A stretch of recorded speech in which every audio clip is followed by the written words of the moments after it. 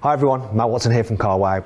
I've come to Mercedes-Benz Centre of Excellence in Stuttgart. It's a place where posh people come to specify and collect their AMGs and Mercedes Maybachs. And I've actually come to check this out. It's the new Mercedes Maybach GLS600, the first ever Maybach SUV. Starts from £150,000, and this one with options is £250,000. And in this video I'm going to explain to you why it costs that much. Buying a new car? Then head to Carwow and my team will help you find your next car at a fair price. Carwow, your one-stop car buying comparison site. Let's start off by talking about the design, because there's a key feature on this car which has never been on any other SUV from Mercedes ever since the ML was launched in 1997, and it's this. Look, you've got the three-pointed star emblem on the bonnet. Also, it's got a unique Maybach grille with these chrome slats here which taper in, which is unique to Maybach. There's some more chrome here as well. It is all plasticky, but I guess it has to be, because if it was metal and you hit someone, it would basically mince them. Here at the side you've got even more chrome, so down here on the sills, the door handles, around the windows. Now as standard you get 22-inch alloy wheels, though these are the upgraded 23s which are chrome, and these blades mimic those in the grille. Another thing that you have with this car is air suspension that automatically lowers when you go to get in it. It makes it easier to climb aboard. As does this. Look, when you open the door, the running boards pop out, so you don't even have to step up to get in. Look, you can just walk in. It's dead simple. Then when you close the door, drive off, they will just retract. Here we are.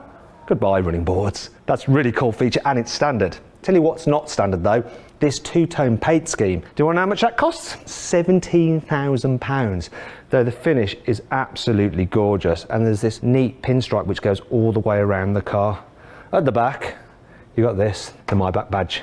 That looks nice. Here at the back there's even more chrome. You've got your Maybach badge, your GLS600, and a classic Maybach feature which is the blade across the exhaust pipe there. Though I say exhaust pipe, this is a fake surround. The actual exhaust pipe is deeper in there. Classic Mercedes.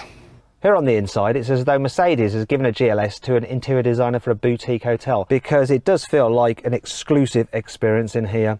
So you've got fine nappa leather and it's extended, so you get it on the doors and on the dash, though this has the upgraded, super lovely, super extended white nappa leather, which is even extended up here on the roof lining, and I shouldn't rub it because I'll get it all grubby with my dirty hands. Yeah, it costs £13,000 as well, so I want to do that. As standard, you do get a Maybach steering wheel, which looks lovely. And I do like the fact that it's got wood on it. Normally, I don't like wood on the steering wheel, but it works in here. So what also works, this wood across the dash. That is designed to mimic the kind of wood that you find in high-end yachts, because people who are going to buy this car probably have a high-end yacht. If you don't like the gloss effect, you can have it with open pore wood instead. Under here, you've got your cup holders, and you can either cool your Coke. No, not that Coke, I mean Coca-Cola, or heat up your coffee. Just on here you've got the Maybach logo, and that's where you just rest your wrist when you're using the touchpad for the infotainment system. You've got metal pedals there with the Maybach logo on them, lovely. Also down here you've got thick carpets. Now you're going to need that if you're going up against things like the Bentley Bentayga or the Rolls-Royce Cullinan. Also just down there you've got your Maybach branded kick plates. Lovely. There is only one thing though that I'm not so keen on, it's this, look.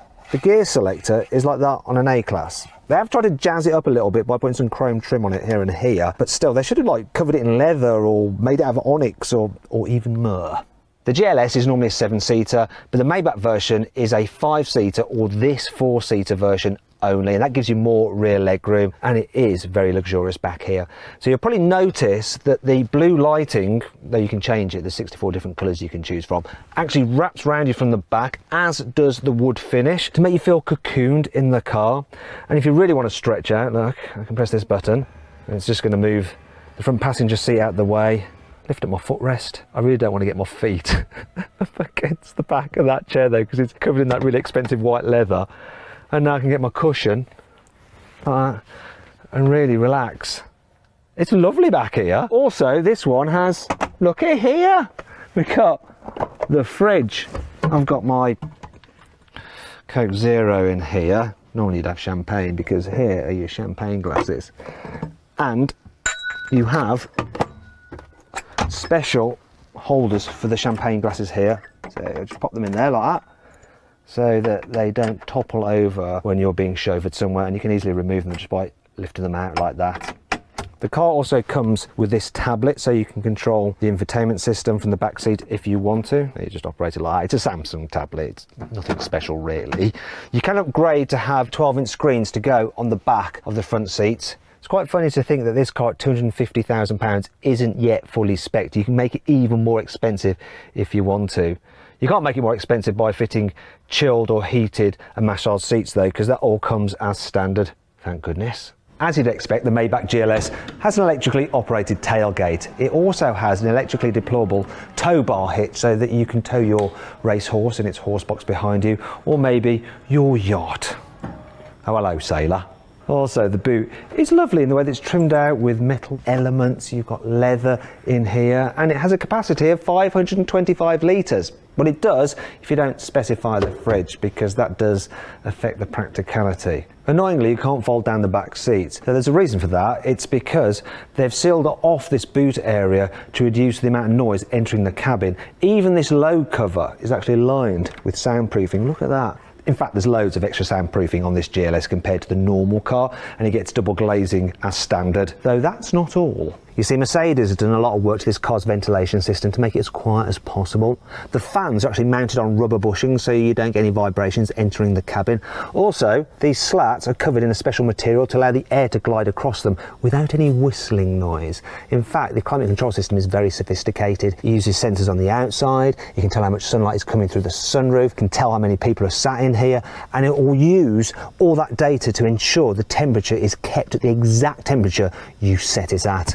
Also, there's even underfloor heating in the back there. How luxurious is that? This might be the most expensive GLS, but it's not the most powerful. The AMG version actually has 612 horsepower, whereas the 4-litre twin turbo in this only produces a mere 558. It's also got 730 newton meters of torque, and it's good for 0 to 60 in 4.9 seconds, which is good enough for most people, I think. It actually has a 48 volt power supply, and you've got an integrated starter generator, which is like a little electric motor which can add a boost of 250 newton meters for when you're overtaking. So the engine powers all four wheels via a 9-speed automatic gearbox, and the four-wheel drive system can send up to 100% of the power to the front or the rear wheels, depending on what's needed. The engine itself can actually shut down half of its cylinders when you're cruising to help save fuel, though you're still only going to get around 20 miles per gallon out of this thing. You won't care though, because you're rich.